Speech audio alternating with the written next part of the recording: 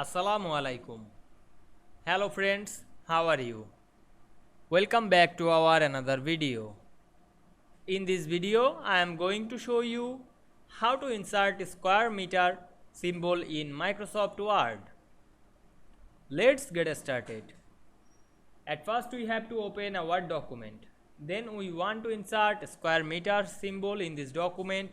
Go to the Insert menu. Then click Equation option. Then we go to the Equation Tools Design menu. Then select the Script option. Then choose Superscript. Then type M on this box. Then type 2 on this power box.